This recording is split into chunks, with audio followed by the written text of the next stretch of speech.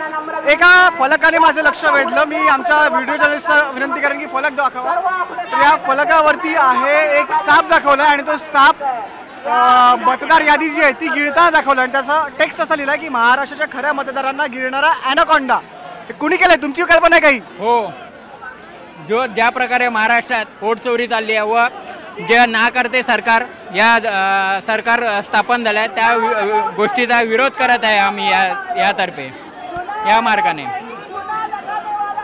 मला सांगा, ही संकल्पना तुमची आहे का? पण हो, शिवसेना शाखा क्रमांक 71 जू यांच्यातर्फे ही संकल्पना करण्यात आलेली आहे। मुंबईतले आहात? हो, मुंबई जू। तुम्ही तुमच्याकडे काय आदित्य साहेबांनी सांगितलं तसं काय केलं का? हो, काय सापडलं? तसे सापडलेत 75 मतदार बोगस सापडले आहेत। त्याची यादी आम्ही शिवसेना भवनमध्ये सादर केलेली आहे। मला वाटतं आंदोलनाचा परिणाम होईल पुढे? हो, नक्कीच होईल।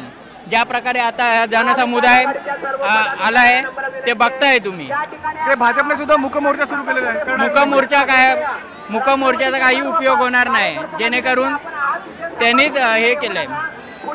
आपण पाहता की खूप क्रिएटिव्हली इथे मतदार यादीचा जो घोळाचा आरोप आहे त्याच्या विरोधात भाष्य केले जातं। इकडे माझ्या मागे पोस्टर बनवलेलं, त्यात ॲनाकोंडा आहे। ॲनाकोंडा म्हणजे एक सापाची एक प्रजाती आहे आणि तो ॲनाकोंडा ती मतदारांची जी यादी आहे ती गिळण्याचा प्रयत्न करतो।